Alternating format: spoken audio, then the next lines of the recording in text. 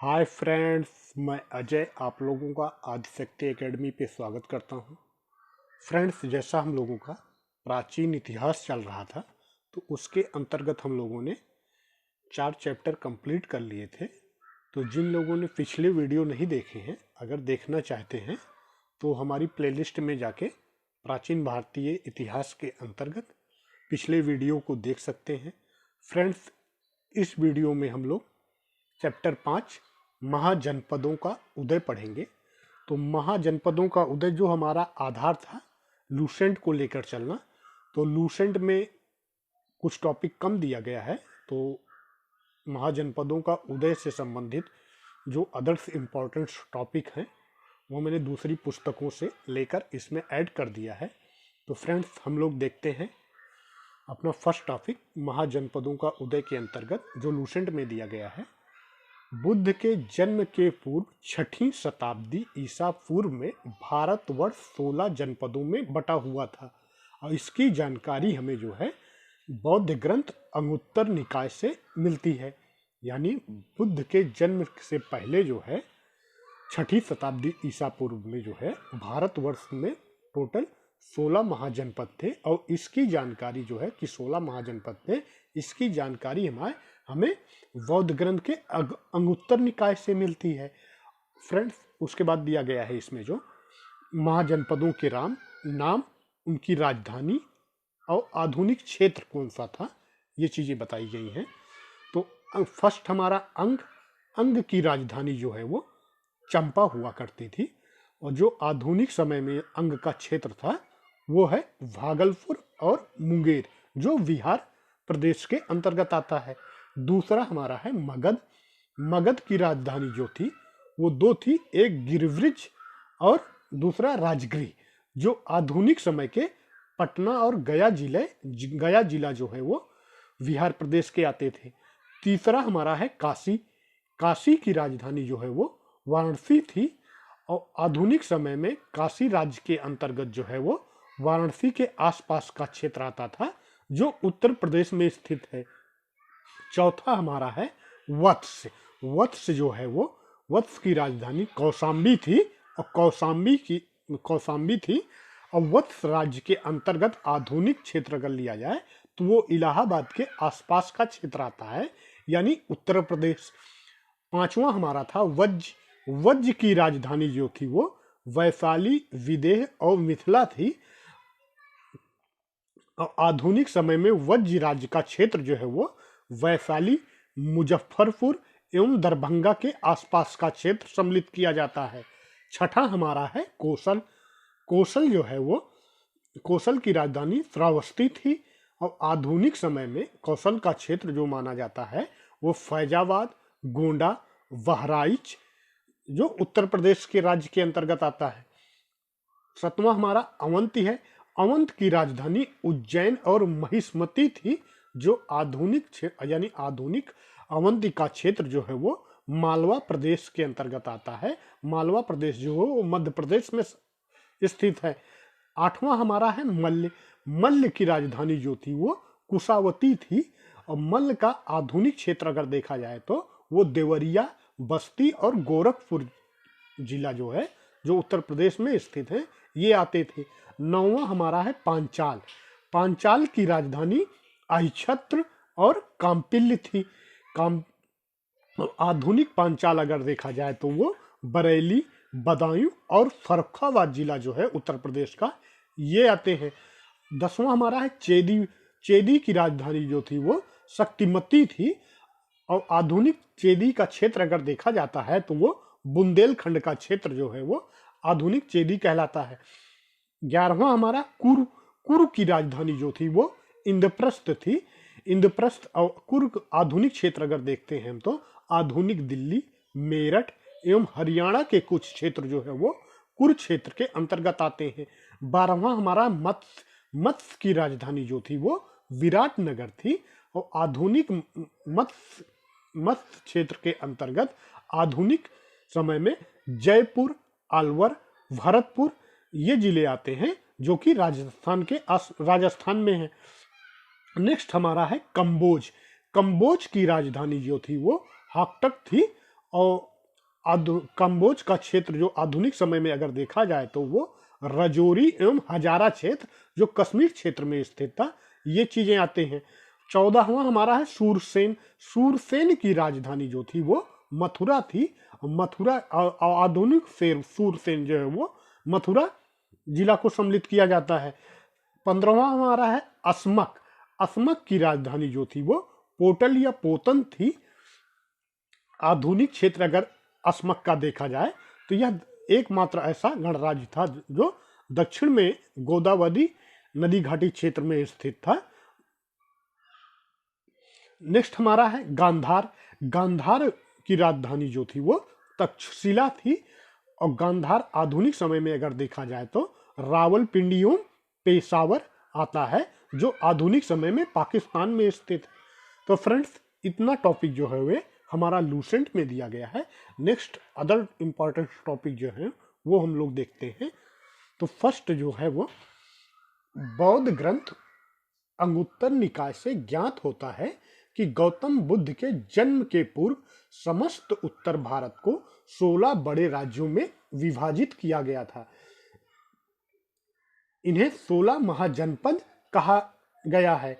यानी अंगुत्तर निकाय से हमें यह ज्ञात होता है कि बुद्ध के जन्म के समय जो है समस्त उत्तर भारत 16 बड़े राज्यों में विभाजित था और इन्हीं राज्यों जो 16 राज्य थे इन्हीं को 16 महाजनपद कहा गया।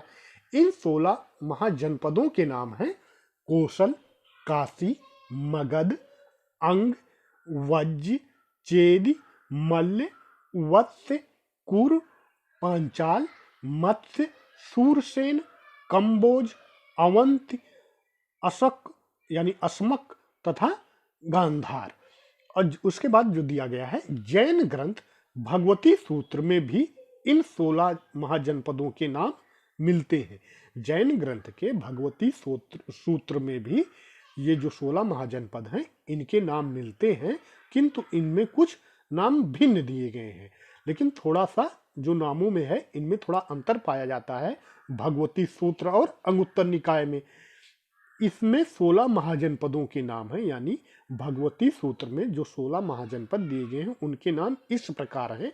फर्स्ट अंग, उसके बाद बंग, फिर मल्ल, फिर अच्छ, फिर वच्छ, वच्छ यानी वत्स को कहा जाता था, फिर मगह, मगह यानी मगध को कहा गया है, मालव, कोच, लाड़, मोल, मोल यानी मल्ल, कोसल, काशी, पाठ्य, समुत्तर, अवध एवं वज्ज, ये नाम दिए गए हैं हमारे भगवती सूत्र में।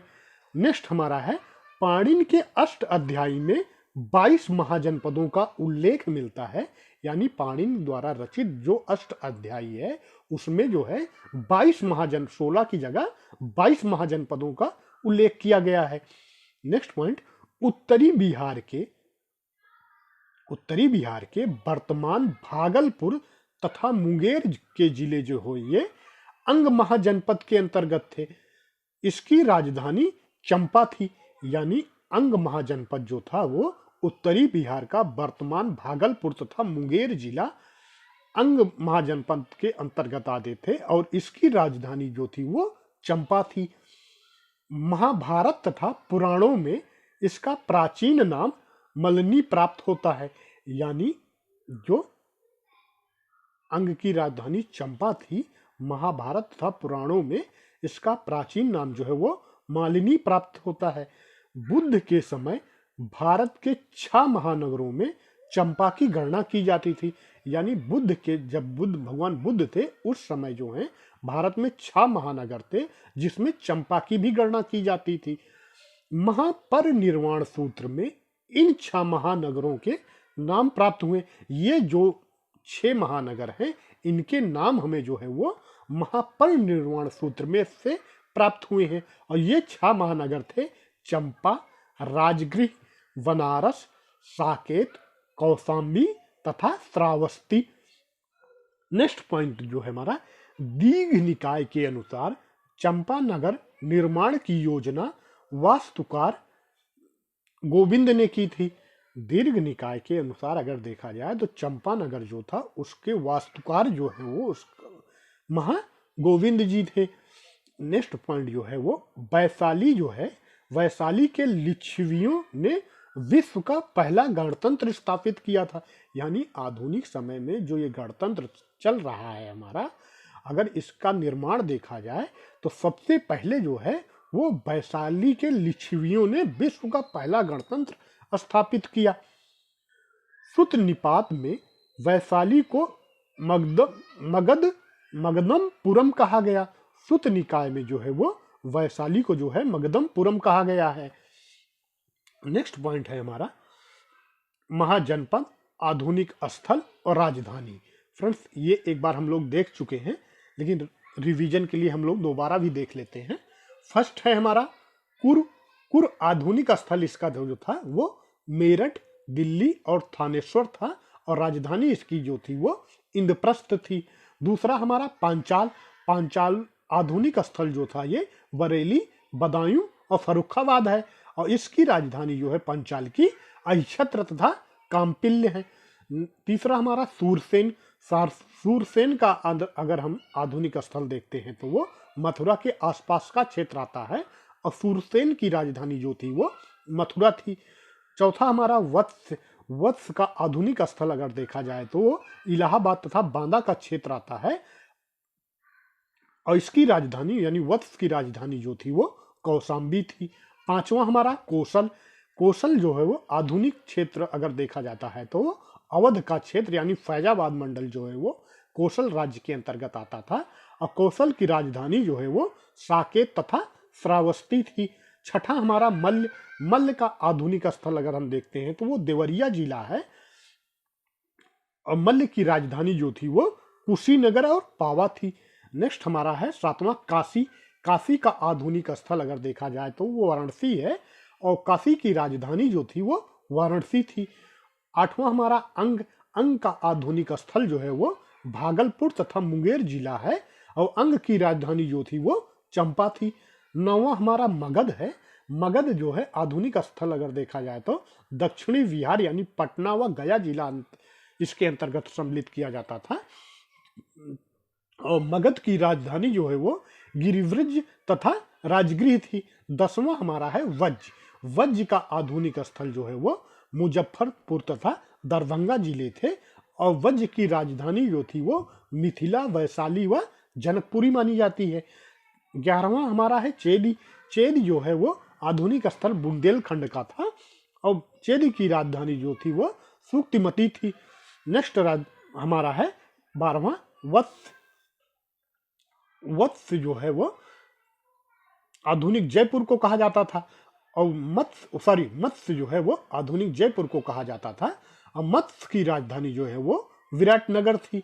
13वां हमारा अस्मक जो है वो गोदावरी घाट, आधुनिक समय में गोदावरी घाटी में आंध्र प्रदेश में स्थित है, और अस्मक की राजधानी जो थी वो पोतन या पोटली कही जाती थी। 14वां हमारा है अवंती जो है वो आधुनिक समय में पश्चिमी तथा मध्य मालवा क्षेत्र इसके अंतर्गत सम्मिलित किया जाता है, और अवंत की राजधानी जो है वो उज्जैनी तथा महेश्मती थी। 15वां हमारा है गांधार जो है वो आधुनिक समय में पेशावर तथा रावलपिंडी जो पाकिस्तान में स्थित है ये क्षेत्र सम्मिलित किया जाता है, और गांधार की राजधानी जो थी वो तक्षशिला थी। 16वां हमारा है कम्बोज जो हो दक्षिणी पश्चिमी कश्मीर तथा रजौरी और हजारा इसके अंतर्गत आते थे। कम्बोज जो है वो कम्बोज की राजधानी जो थी वो राजपुर या हटक मानी जाती थी। नेक्स्ट हम लोग इन गणराज्यों के विषय में जानते हैं। तो फ्रेंड्स फर्स्ट टॉपिक जो दिया गया है वैशाली के विषय में। वैशाली जो है वो बुद्ध काल का सबसे बड़ा तथा शक्तिशाली गणराज्य था। पुराणों के अनुसार जो है मगध का शासन करने वाला पहला राजवंश बृहद्रथ वंश था। पुराणों में के अनुसार अगर माना जाए तो मगध पर शासन करने वाला पहला राजवंश जो था वो बृहद्रथ वंश था, और इस वंश के पहले राजा बृहद्रथ का पुत्र जरासंध था। इस वंश का पहले राजा बृहद्रथ का पुत्र जरासंध था, जिसने गिरिव्रज यानी राजगृह को अपनी राजधानी बनाया। महाभारत के वन पर्व में राजगृह को जरासंध की राजधानी बताया गया है। महाभारत के वन पर्व में जो है वो राजगृह को जरासंध की राजधानी बताया गया। नेक्स्ट पॉइंट हमारा है, बौद्ध ग्रंथों के अनुसार मगध का प्रथम प्रतापी शासक जो था वो बिंबिसार था। यानी बौद्ध ग्रंथ में मगध का प्रथम प्रतापी सम्राट जो माना गया है वो बिंबिसार को माना गया है, और बिंबिसार जो हो ये हर्यक वंश से संबंधित था। नेक्स्ट है हमारा काशी के बारे में। काशी का सबसे शक्तिशाली शासक जो था वो बृहद्रथ था। इसने कौशल पर विजय प्राप्त की थी, यानी बृहद्रथ ने जो है वो कौशल पर विजय प्राप्त की थी। अंतोगत्वा कौशल के राजा कंस ने, यानी अंतोगत्वा कौशल के राजा कंस ने जो है काशी को जीत कर अपने राज्य में शामिल कर लिया था। प्रसेनजीत के समय कौशल काशी के अतिरिक्त कपिल वस्तु के शाक्य, प्रसेनजीत के समय काल में जो है कौशल काशी के अतिरिक्त जो है वो कपिल वस्तु के शाक्य, केशपुत्र के कलाम, रामागम के कोलिये, पावा और कुशीनारा के मल्ल, पिपलिवनी के मौर्य आदि गणराज्यों पर अधिकार किया था। यानी प्रसेनजीत ने कौशल और काशी के अतिरिक्त जो है कपिलवस्तु, केशपुत्र, रामागामा, पावा, कुशीनगर और पिपलीवन के पर गणराज्य, छोटे छोटे गणराज्य थे, इन पर अधिकार कर लिया था। नेक्स्ट जो है हमारा संयुक्त निकाय के अनुसार प्रसेनजीत 5 राज्यों के एक गुट का नेतृत्व करता था। संयुक्त निकाय में यह बताया गया है कि राजा प्रसेनजीत जो है वो 5 राज्यों के एक गुट का नेतृत्व किया करते थे।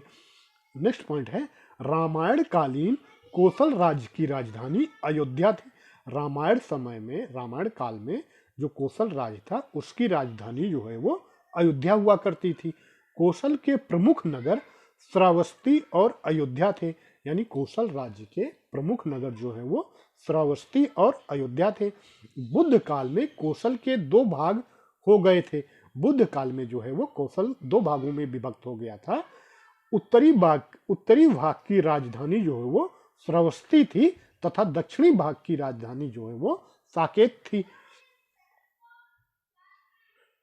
नेक्स्ट पॉइंट है हमारा, उत्खननों के आधार पर ज्ञात हुआ है कि प्राचीन श्रावस्ती नगर का विन्यास जो है वो अर्धचंद्राकार था। उत्खनन के आधार पर यह ज्ञात हुआ कि प्राचीन श्रावस्ती जो थी उसका नगर विन्यास जो है वो अर्धचंद्राकार रूप में था। नेक्स्ट पॉइंट, पूर्वी उत्तर प्रदेश के देवरिया जिले में मल्ल जनपद स्थित था। पूर्वी उत्तर प्रदेश के देवरिया जिले में जो है वो मल्ल महाजनपद स्थित था। इसके भी 2 भाग थे।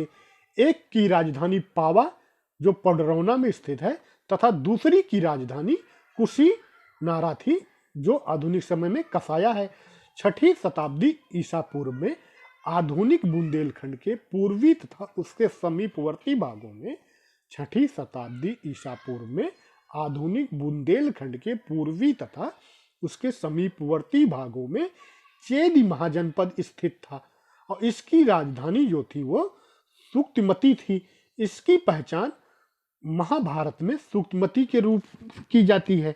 महाभारत काल में चेदी का शासक जो था वो शिशुपाल था। महाभारत में जो है वो चेदी का शासक शिशुपाल को बताया गया है, जिसका वध कृष्ण द्वारा किया गया था। इलाहाबाद के आसपास के क्षेत्रों में वत्स महाजनपद स्थित था। विष्णु पुराण से ज्ञात होता है कि हस्तिनापुर के राजा निचक्षु ने हस्तिनापुर के गंगा में प्रवाह हस्तिनापुर के राजा निचक्षु ने हस्तिनापुर के गंगा के प्रवाह में बह जाने के बाद कौशाम्बी को अपनी राजधानी बनाई। बुद्ध काल में यहाँ पौरव वंश का शासन था। यानी कौशाम्बी में बुद्ध काल में पौरव वंश का शासन था। यहाँ का शासक जो है, यानी पौरव वंश का शासक जो है वो उदयन था। बौद्ध भिक्षु पिंडोला ने उदयन को बौद्ध मत में दीक्षित किया था। बौद्ध भिक्षु पिंडोला ने जो है वो उदयन को बौद्ध मत में दीक्षित किया था। उदयन जो है वो वासदत्ता की दंत कथा, उदयन वासदत्त की दंत कथा जो है वो उज्जैन से संबंधित है। इस कथा को महाकवि भास ने अपने नाटक स्वप्न वासदत्तम में वर्णित किया है। यानी उदयन वासदत्ता की जो दंत कथा थी, इस कथा को महाकवि भास ने अपने नाटक स्वप्न वासदत्तम में वर्णित किया। नेक्स्ट पॉइंट जो है हमारा वो कुरु महाजनपद जो है वो मेरठ, दिल्ली तथा थानेश्वर के भूभागों में स्थित था। कुरु महाजनपद जो है वो मेरठ, दिल्ली तथा थानेश्वर के भूभागों में स्थित था और महाभारत कालीन हस्तिनापुर नगर इसी राज्य में स्थित था। यहाँ यानी महाभारत काल में जिस हस्तिनापुर का वर्णन किया गया है वो कुरु महाजनपद में ही स्थित था। बुद्ध के समय यहाँ का राजा कौरव्य था। बुद्ध के समय जो है वो कुरु का राजा जो थे वो कौरव्य थे। पांचाल महाजनपद आधुनिक रुहेलखंड के पांचाल महाजनपद जो है वो आधुनिक रुहेलखंड के बरेली, बदायूं तथा फर्रुखाबाद के जिलों से मिलकर बनता था। प्रारंभ में इसके दो भाग थे। प्रारंभ में पांचाल के दो भाग थे। उत्तरी पांचाल की राजधानी जो है वो अक्षत्र हुआ करती थी तथा दक्षिणी पांचाल की राजधानी जो थी वो कांपिल्य थी। पांचाल महाजनपद के अंतर्गत कानिकुब्ज का प्रसिद्ध नगर स्थित था। कानिकुब्ज जो प्रसिद्ध नगर था वो पांचाल महाजनपद के अंतर्गत आता था। पांचाल महाजनपद की सीमाएं हिमालय की तलहटी से लेकर दक्षिण में चंबल नदी तक तथा पूर्व में कोसल तथा पश्चिम में कुरु जनपद को स्पर्श करती थी। पांचाल मूलतः एक राजतंत्र था, किंतु ऐसा प्रतीत होता है कि कौटिल्य के समय तक वह एक गणराज्य हो गया था। यानी पांचाल में शुरू में राजतंत्र था, बाद में यहाँ भी कौटिल्य के समय यानी नंद वंश के उत्तर काल में यहाँ पर भी गणराज्य स्थापित हो गया था। नेक्स्ट पॉइंट है हमारा मत्स्य महाजनपद राजस्थान के जयपुर क्षेत्र में बसा था। इसके अंतर्गत वर्तमान अलवर एवं भरतपुर का एक भाग भी सम्मिलित था। इसकी राजधानी विराट की स्थापना जो है वो विराट नामक राजा द्वारा की गई थी। यानी मत्स्य महाजनपद की राजधानी विराट थी और विराट नगर की स्थापना जो है वो विराट नामक राजा ने की थी। नेक्स्ट हमारा है सूरसेन महाजनपद। सूरसेन महाजनपद आधुनिक ब्रजमंडल क्षेत्र में बसा हुआ था। वो आधुनिक ब्रजमंडल यानी मथुरा, इसकी राजधानी मथुरा थी और सूरसेन की राजधानी जो थी वो मथुरा थी। प्राचीन यूनानी लेखक इस राज्य को सूरसेनोई तथा इसकी राजधानी को मेथोरा कहते थे। अस्मक महाजनपद गोदावरी नदी के तट पर स्थित था। यानी अस्मक महाजनपद जो है वो दक्षिण में गोदावरी नदी के तट पर स्थित था। महाजनपदों में केवल अस्मक ही दक्षिण भारत में स्थित था। यानी जितने 16 महाजनपद थे उसमें केवल अस्मक महाजनपद ही ऐसा था जो दक्षिण भारत में स्थित था। सॉरी, अवंती महाजनपद पश्चिम तथा मध्य मालवा के क्षेत्र में बसा था। अवंती महाजनपद जो है वो पश्चिम तथा मध्य मालवा के क्षेत्र में बसा हुआ था। इस महाजनपद के यानी अवंत महाजनपद के भी दो भाग थे। उत्तरी अवंत की राजधानी जो है वो उज्जैनी थी तथा दक्षिणी अवंत की राजधानी जो थी वो महिष्मती थी। गौतम बुद्ध के समय यहाँ का राजा प्रघोत था। नेक्स्ट हमारा है बिंबिसार के समय में मगध के साथ प्रघोत के संबंध जो थे वो मैत्रीपूर्ण थे और प्रघोत को पांडु रोग से ग्रसित हो जाने पर बिंबिसार ने अपने राजवैद्य जीवक को उनके उपचार के लिए भेजा था।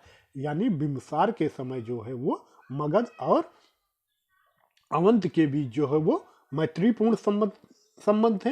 इसका प्रमाण हमें इस बात से मिलता है कि बिंबिसार के समय जब अवंत के राजा प्रघोत जो है वो बीमार पड़ गए थे तो उस समय जो है बिंबिसार ने अपने राजवैद्य जीवक को जो है वो उनके उपचार के लिए भेजा था। ये पॉइंट समय दोनों राज्यों के मैत्रीपूर्ण संबंध को प्रदर्शित करता है। नेक्स्ट पॉइंट जो है हमारा बौद्ध पुरोहित महाकात्यायन के प्रभाव से प्रत्यग्रोध बौद्ध बन गया था। बौद्ध पुरोहित महाकात्यायन के प्रभाव से प्रत्यग्रोध जो है वो बौद्ध बन गया। प्राचीन भारत के उत्तरी भाग में दो जनपद थे। प्राचीन भारत के उत्तरी भाग में दो जनपद हुआ करते थे और वो दोनों जनपद थे गांधार और कंबोज। गांधार महाजनपद वर्तमान पाकिस्तान के पेशावर तथा रावलपिंडी जिलों में स्थित था। रामायण से ज्ञात होता है कि तक्षशिला नगर की स्थापना भरत के पुत्र तक्ष ने की थी।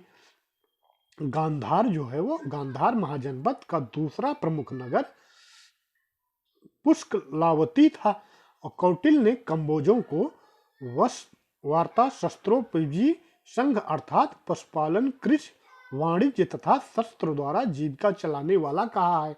प्राचीन समय में कंबोज अपने श्रेष्ठ घोड़ों के लिए विख्यात था, यानी सबसे ज्यादा जो है कंबोज अपने घोड़ों के लिए जाना जाता था। 16 महाजनपदों में से 4 जो है वो कौशल, मगध, वत्स तथा अवंत अत्यंत शक्तिशाली थे। 16 महाजनपद जो हुआ करते थे उसमें से 4 जो है ये 4 कौन कौन से, कौशल, मगध, वत्स तथा अवंत, ये अत्यंत शक्तिशाली थे। और 16 महाजनपदों में से 8 जो है वो वर्तमान उत्तर प्रदेश में स्थित थे और ये महाजनपद हैं काशी, कौशल, वत्स, मत्स्य, मल्ल, कुरु, पांचाल, सूरसेन तथा चेदी। बुद्ध काल में गंगा घाटी में कई गणराज्यों के अस्तित्व का प्रमाण मिलता है, यानी बुद्ध काल में जो है वो यानी बुद्ध के समय और कई गणराज्य हो गए थे जिनका प्रमाण हमें गंगा घाटी में मिलता है। और ये गणराज्य थे कपिलवस्तु के शाक्य और सुमसुमारगिरी के भग्य, अलकप्प के बोली, केशुपुत्र के कलाम, रामागम के कोलिये, कुशीनारा के मल्ल, पावा के मल्ल, पिपली वन के मोरिये, वैशाली के लिच्छवी तथा मैथिली के विदेह। सिक्कों के अध्ययन को न्यूमिस्मेटिक्स कहा जाता है। सिक्कों के अध्ययन को जो है वो न्यूमिस्मेटिक कहा जाता है। भारत के प्राचीन सिक्कों को आहत सिक्के या पंचमार्क सिक्के कहा जाता था, यानी भारत के प्राचीन सिक्कों को आहत सिक्के या पंचमार्क सिक्के कहा जाता था। ये चांदी के बने होते थे। जो भारत के प्राचीन आहत सिक्के होते थे ये चांदी के बने होते थे। इनके ऊपर ठप्पा देकर निशान बनाए जाते थे, इसीलिए इन्हें आहत सिक्के या पंचमार्क सिक्के कहा जाता था। ये सिक्के 6ठी शताब्दी ईसा पूर्व से मौर्य काल तक के मध्य प्राप्त हुए हैं, यानी आहत सिक्के जो है वो हमें 6ठी शताब्दी ईसा पूर्व से लेकर मौर्य काल के मध्य तक प्राप्त हुए हैं। नेक्स्ट पॉइंट जो है बुद्ध घोष की टीका सुमंगलविल्सनी से वज्र संघ की न्याय व्यवस्था के बारे में जानकारी प्राप्त होती है। इससे ज्ञात होता है कि वज्र संघ में 8 न्यायालय थे, यानी अगर न्यायालय देखा जाए तो न्यायालय का हमें सर्वप्रथम प्रमाण जो है वो बुद्ध घोष की टीका सुमंगली विल्सनी से वज्र संघ की न्यायालय व्यवस्था के बारे में जानकारी प्राप्त होती है। और वज्र संघ में 8 न्यायालय थे। मगध की महत्ता का वास्तविक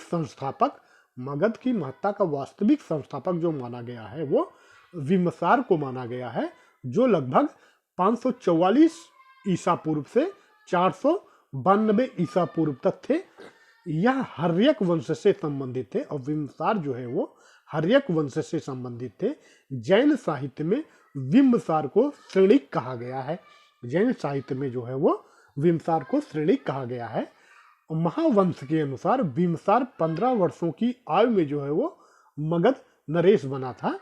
महावंश के अनुसार जो है वो विमसार 15 वर्ष की आयु में मगध का नरेश बना। सर्वप्रथम इसने प्रमुख राजवंशों के साथ वैवाहिक संबंध स्थापित कर अपनी स्थिति सुदृढ़ की, यानी विमसार ने अपनी स्थिति सुदृढ़ करने के लिए अनेक राजवंशों से वैवाहिक संबंध स्थापित किए। इसने लिच्छवी गणराज्य के शासक चेटल की पुत्री इसने लिच्छवी गणराज्य के शासक चेटक की पुत्री चेलना के साथ विवाह कर मगध की उत्तरी सीमा को सुरक्षित किया। यानी बिम्बसार ने लिच्छवी गणराज्य के शासक चेटक की पुत्री चेलना, जिसका नाम छलना भी मिलता है, के साथ विवाह कर मगध की उत्तरी सीमा को सुरक्षित किया था। दूसरा प्रमुख वैवाहिक संबंध कौशल नरेश प्रसेनजीत की बहन महाकौशला के साथ विवाह किया और इस वैवाहिक संबंध से उसे काशी का प्रांत प्राप्त हो गया। यानी प्रसेनजीत के यहाँ से उसने वैवाहिक संबंध जो स्थापित किया प्रसेनजीत की बहन महाकौशला से, तो उसे उस वैवाहिक संबंध से उसे काशी का प्रांत दे दिया गया। अन्य प्रमुख वैवाहिक संबंध मद्र देश की राजकुमारी क्षेमा के साथ करके मद्रों का सहयोग प्राप्त किया। अंग के शासक बृहद्रथ को पराजित करके, यानी बिम्बसार ने अंग के शासक बृहद्रथ को पराजित करके अपने राज्य में मिला लिया। यानी अंग को जो है वो सर्वप्रथम बिम्बसार ने अपने राज्य में मिलाया। विनय पिटक से ज्ञात होता है कि इसने वेलुवन नामक उद्यान बुद्ध एवं संघ के निमित्त प्रदान कर दिया था। विनय पिटक से ज्ञात होता है कि बिम्बसार ने जो है वो वेलुवन नामक उद्यान जो है वो बुद्ध एवं संघ के निमित्त प्रदान की दान दे दिया था।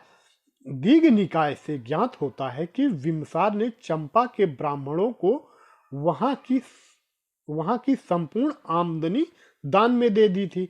दीघ निकाय से हमें यह ज्ञात होता है कि बिम्बसार ने जो है चंपा के ब्राह्मणों को वहां की संपूर्ण आमदनी दान में, यानी चंपा की संपूर्ण आमदनी को दान में दे दिया था। बिम्बसार ने अपने पुत्र अजातशत्रु द्वारा बंदी बनाकर कारागार में डालने का उल्लेख बौद्ध एवं जैन ग्रंथ में मिलता है। यानी बिम्बसार को जो है उसके पुत्र अजातशत्रु ने बंदी बनाकर कारागार में डाल दिया। इसका विवरण जो है हमें वो बौद्ध एवं जैन ग्रंथों से मिलता है। बिम्बसार की मृत्यु जो है वो 492 ईसा पूर्व के लगभग हो गई। बिम्बसार के पश्चात जो है इसका पुत्र कुणिक, यानी बिम्बसार को श्रृणिक कहा जाता था, लेकिन बिम्बसार के पुत्र को कुणिक कहा जाता था। कुणिक जो था वो अजातशत्रु मगध का शासक बना और यह जो है 492 ईस्वी से 460 ईसा पूर्व तक मगध का शासक रहा। यह अपने पिता के समान ही साम्राज्यवादी था। इसके शासन के प्रारंभिक वर्षों में मगध एवं कौशल राज्य के बीच संघर्ष शुरू हो गया। यानी अजातशत्रु के शासन के प्रारंभिक वर्षों में ही मगध और कौशल राज्य के बीच जो है वो संघर्ष चालू हो गया। किंतु बाद में मगध के शासक अजातशत्रु तथा कौशल के शासक प्रसेनजीत के बीच संधि हो गई। लेकिन बाद में जो है मगध शासक अजातशत्रु और कौशल के शासक प्रसेनजीत के बीच संधि हो गई। प्रसेनजीत ने अपनी पुत्री वाजिरा का विवाह जो है वो अजातशत्रु से कर दिया तथा पुनः काशी के ऊपर उसका अधिकार स्थापित हो गया। यानी जो है बिम्बसार ने प्रसेनजीत की बहन कौशला से विवाह किया था और बिम्बसार के पुत्र अजातशत्रु ने जो है वो प्रसेनजीत की बेटी को से अपना विवाह किया और प्रसेनजीत की बेटी वाजिरा से अपना विवाह किया और वाजिरा से विवाह करने के पश्चात जो है अजातशत्रु को फिर से जो है वो काशी प्रांत प्राप्त हुआ। पाटलिपुत्र की स्थापना अजातशत्रु के उत्तराधिकारी उदयन ने गंगा और सोन नदी के संगम पर एक किला बनाकर की थी। पाटलिपुत्र की स्थापना जो है यानी पाटलिपुत्र नगर की स्थापना जो है वह अजातशत्रु के उत्तराधिकारी यानी अजातशत्रु के पुत्र उदयन ने जो है वो गंगा और सोन नदी के संगम पर एक किला बनाकर की थी। इसने मगध साम्राज्य की राजधानी राजगृह से पाटलिपुत्र स्थानांतरित की। यानी उदयन ने जो है वो मगध साम्राज्य की राजधानी, जो पहले राजगृह हुआ करती थी, वहां से पाटलिपुत्र को अपनी राजधानी बना लिया।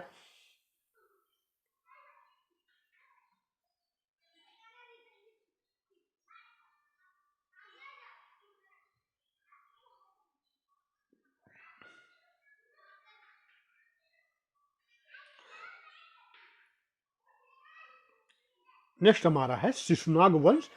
शिशुनाग वंश की स्थापना जो है वो शिशुनाग द्वारा की गई थी।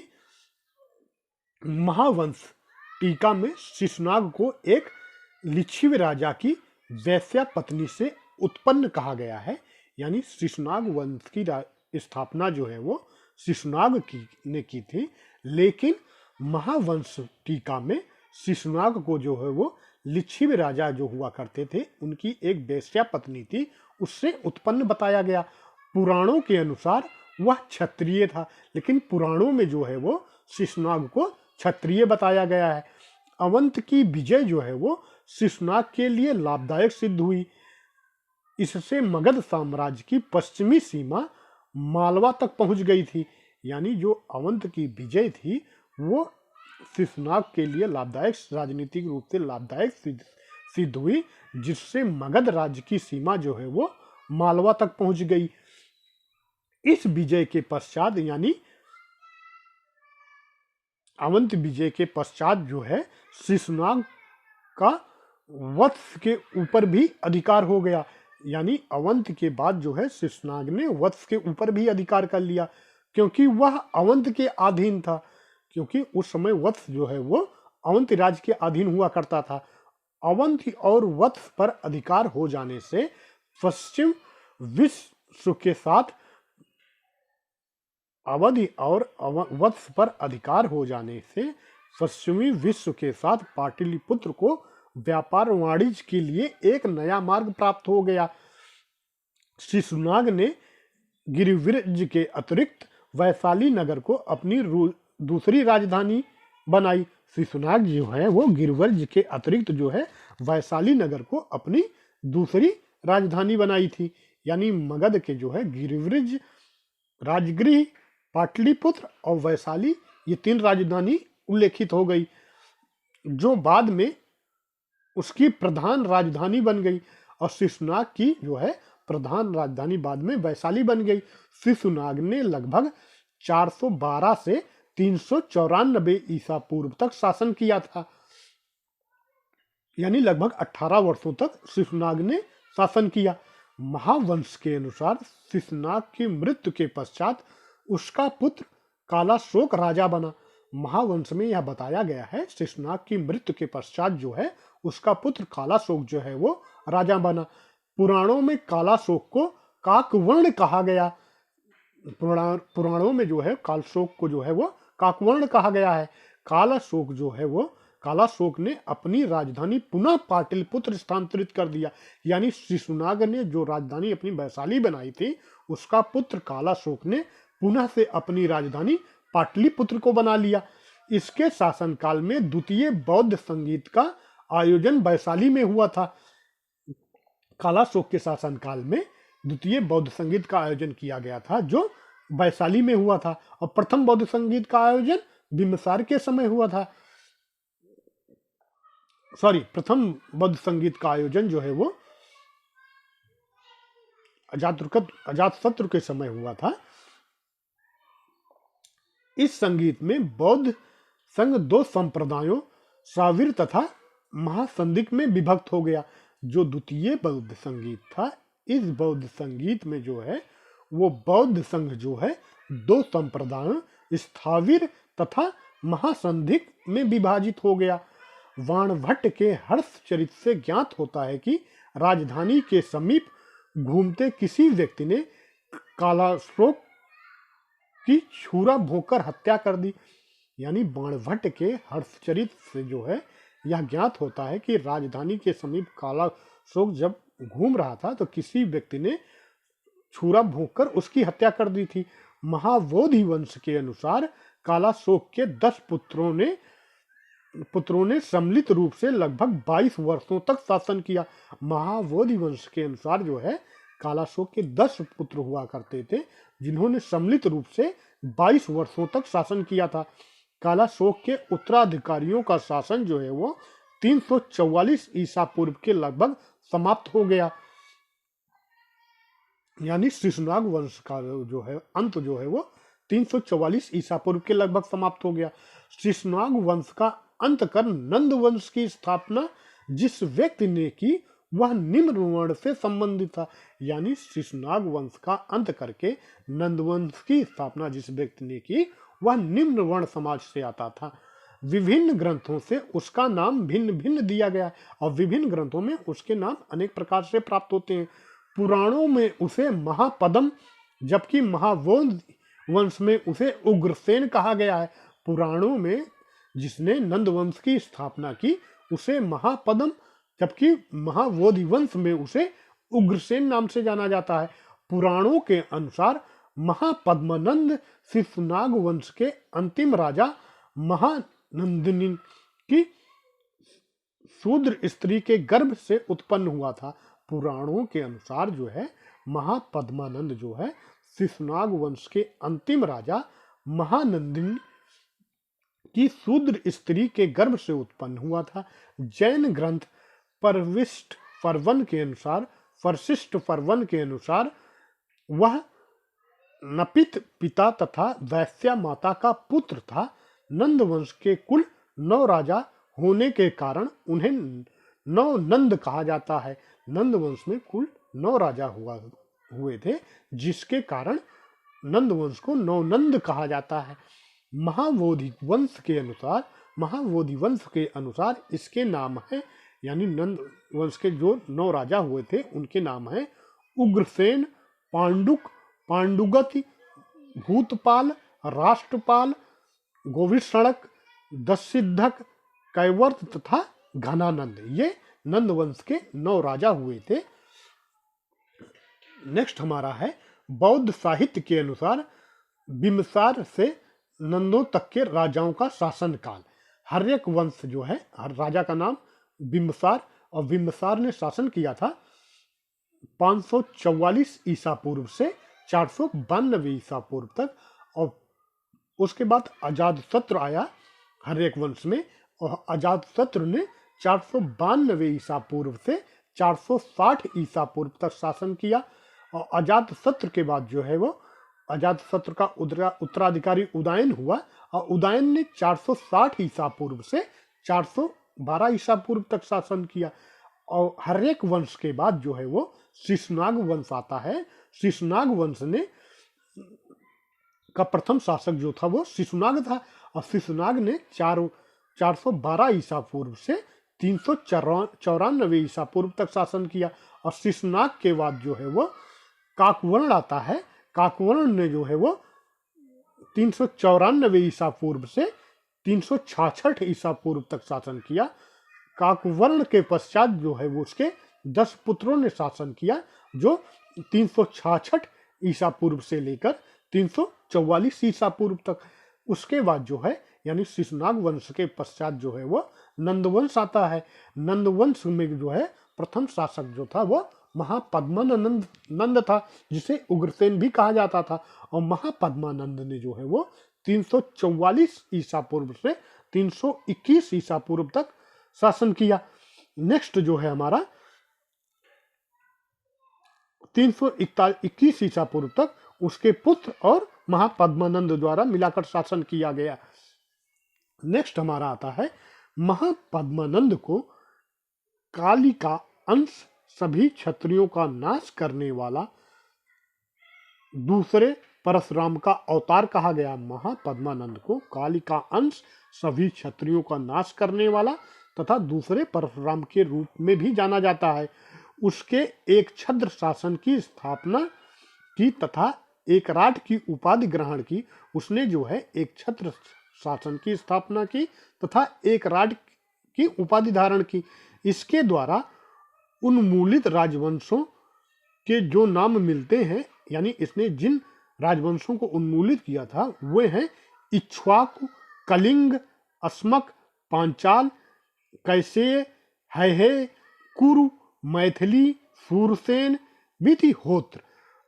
और मत्स्य पुराण के अनुसार जो है इक्ष्वाकु वंश ने 24 वर्ष, कलिंग ने 32 वर्ष, अस्मक ने 25 वर्ष, पांचाल ने 27 वर्ष, काशी ने 24 वर्ष, हाहे ने 28 वर्ष, कुर ने 36 वर्ष, मैथिली ने 28 वर्ष, सूरसेन ने 23 वर्ष तथा विधिहोत्र ने 20 वर्ष तक शासन किया था। खारवेल के हाथी गुम्फा अभिलेख से कलिंग विजय की सूचना प्राप्त होती है। यानी खारवेल का जो हाथी गुम्फा अभिलेख है उसमें कलिंग विजय की भी सूचना मिलती है। नंद वंश का अंतिम राजा जो था वो घनानंद था, जो सिकंदर का समकालीन था। और घनानंद जो है वो सिकंदर का समकालीन था। यूनानी लेखकों ने उसे अग्रमीज यानी उग्रसेन का पुत्र कहा है। उग्रसेन कौन था? महापद्मानंद। उसके कितने पुत्र थे? 9। और 9 में जो अंतिम राजा हुआ था वो घनानंद था, जो उग्रसेन का पुत्र हुआ था। जेनोफोन ने इसे बहुत धनाढ्य व्यक्ति बताया है। तमिल और सिंहली ग्रंथों से भी उसकी अतुल संपत्ति की सूचना मिलती है। भद्रसाल उसका सेनापति था, यानी घनानंद के सेना का नाम भद्रसाल था। और घनानंद द्वारा जनता से बलपूर्वक धन वसूलने तथा छोटी छोटी वस्तुओं पर भारी कर लगाने के कारण जनता इसके विरुद्ध हो गई और चारों ओर घृणा एवं असंतोष का वातावरण व्याप्त हो गया। यानी घनानंद के समय जो है वो प्रजा पर बहुत भारी कर लगाया जाता था, जिससे प्रजा जो है वो असंतोष हो गया और चारों ओर जो है वो असंतोष व्याप्त हो गया था। इस स्थिति का लाभ उठाकर चंद्रगुप्त मौर्य ने चाणक्य के सहयोग से घनानंद की हत्या कर नंद वंश का अंत कर दिया। यानी उस समय ये जो स्थितियां पैदा हुई थी, इसका लाभ उठाकर चंद्रगुप्त मौर्य ने चाणक्य के सहयोग से घनानंद की हत्या कर दी और नंदवंश का अंत हो गया।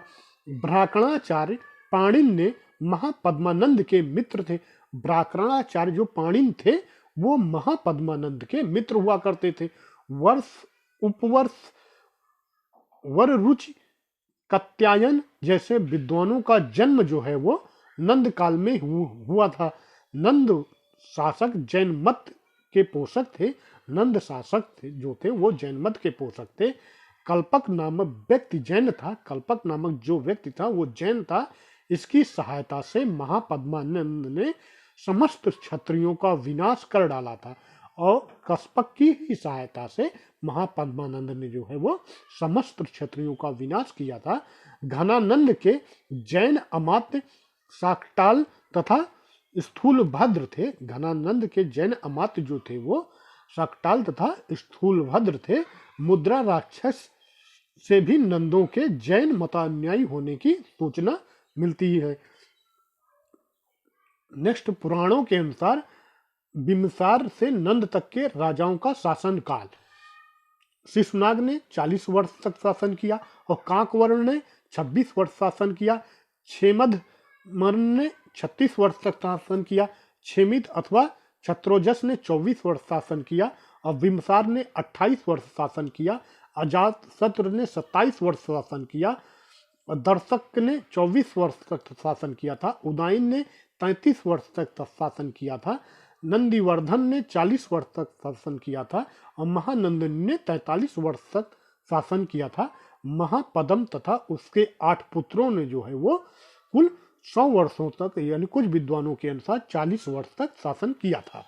तो फ्रेंड्स, ये हमारा महाजनपद काल या महाजनपद काल के समय की राजनीतिक दशा से संबंधित जो इम्पोर्टेंट यानी आवश्यक महत्वपूर्ण तथ्य थे वो थे। तो फ्रेंड्स, अगर आप लोगों को वीडियो अच्छा लगता है तो please like, subscribe and share. Okay, thank you so much.